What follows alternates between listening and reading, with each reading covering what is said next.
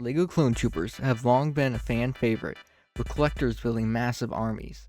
But in recent years, many fans, myself included, have criticized the newer figures for losing their magic.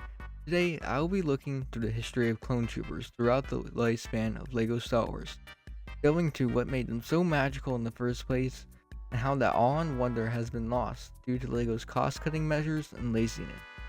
Before we get started, I want to state that this video is all my opinion, so I'd love to hear your take on the LEGO clone issue in the comments below. Without further ado, grab a snack or a LEGO set to build, and let's go back to the history of LEGO clones to find out why they suck today. LEGO clones made their first appearance in 2002's Republic gunship. These early figures had simple armor printing, a megaphone blaster, and helmets with open visors, but they had a charm that still resonates to this day. So far from perfect, they laid the foundation for the clones we know and love today. These figures appeared again in 2003 with the HE set looking exactly the same.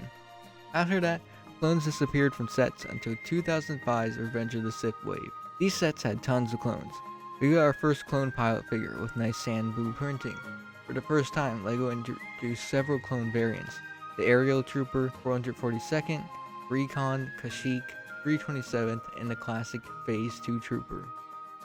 All featured impressive printing, particularly the Kashyyyk Trooper with its sand green armor, and debuted a new helmet piece that maintained the open visor style, revealing the signature black head beneath, much like the earlier figures.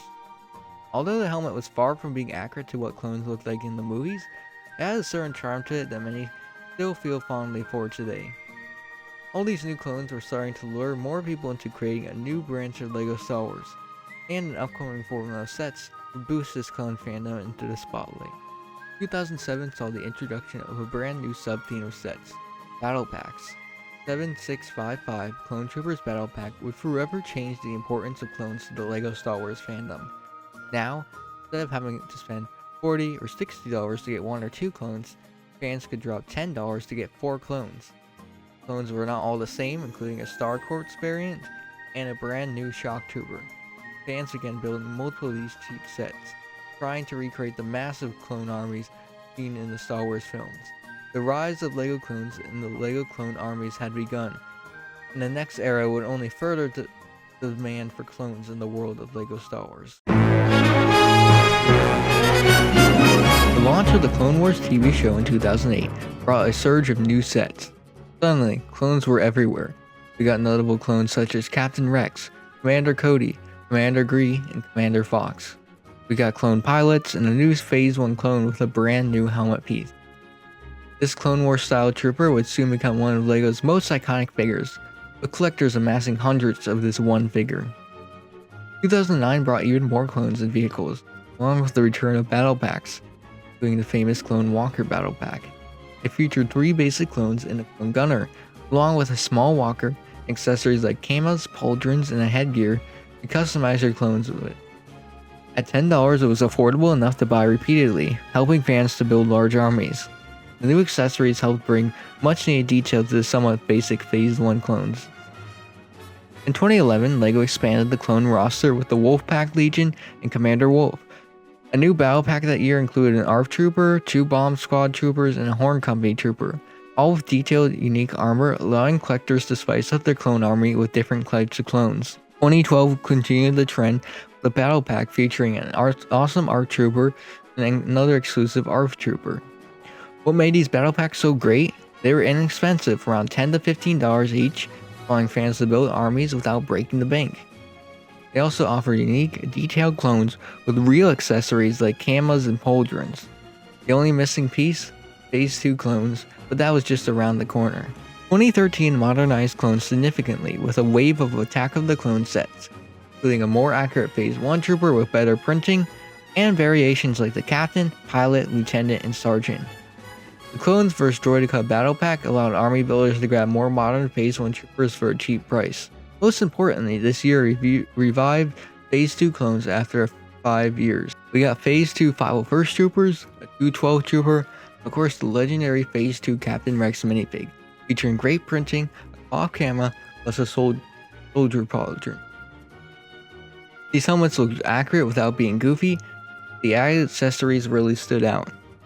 2014 and 2015 continued the golden era with even more Phase 2 clones, having battle packs featuring Utapau, Kashyyyk troopers, Geonosis troopers, improved pilots and commanders like Nemo and Gree, and added new variations like the Wolfpack troopers and Shock troopers, all with amazing prints and details. Fans were truly spoiled during these years.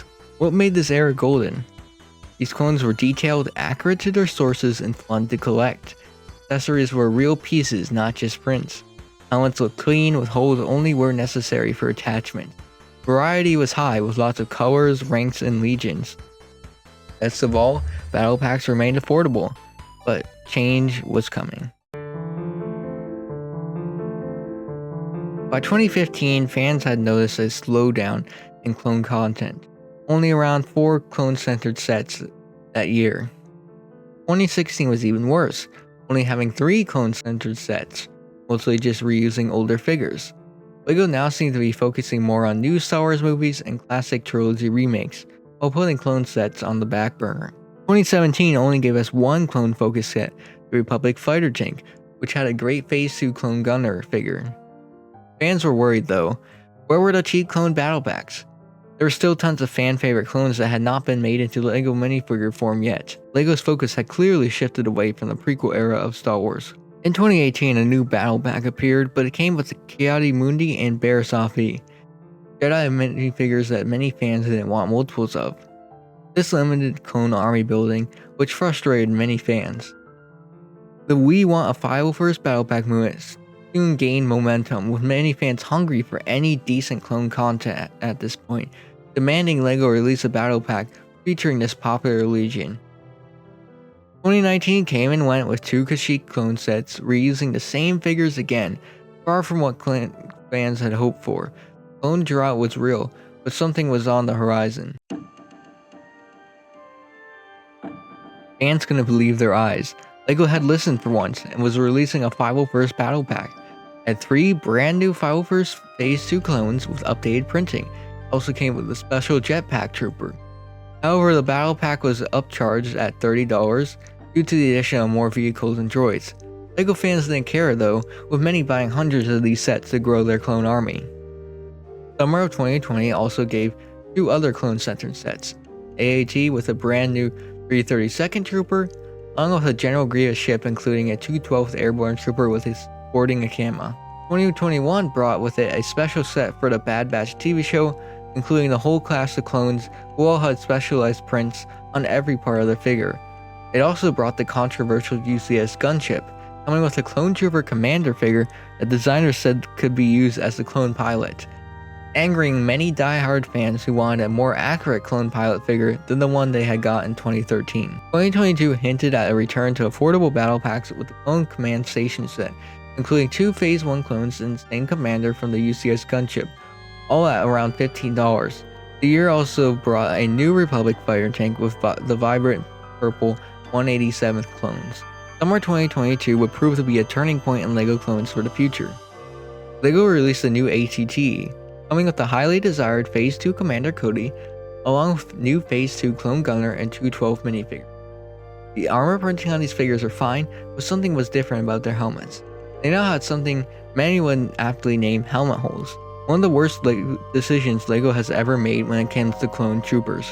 While it didn't look bad on the box or renderings, once figures got these figures in hands, they realized how off these helmets looked. The orange printing was not accurate to the clones in the movies, the holes made the helmet look way too wide, and the visor printing made the clone look derpy. These helmet holes weren't just a minor design tweak, they fundamentally ruined the proportions of the helmets. They were originally added so LEGO could attach accessories like visors or rangefinders, but on most figures these accessories aren't even used. The problem is, to make room for the holes, LEGO widened the helmet mold. This stretches the overall look, throws off the printing alignment, and makes clones look bloated or goofy, especially from the front. What's worse, the visor printing doesn't even match the shape of the widened helmet, leading to distorted expressions like clones with squished or derpy faces. And if LEGO doesn't include attachments, the holes just sit there, making these figures look incomplete.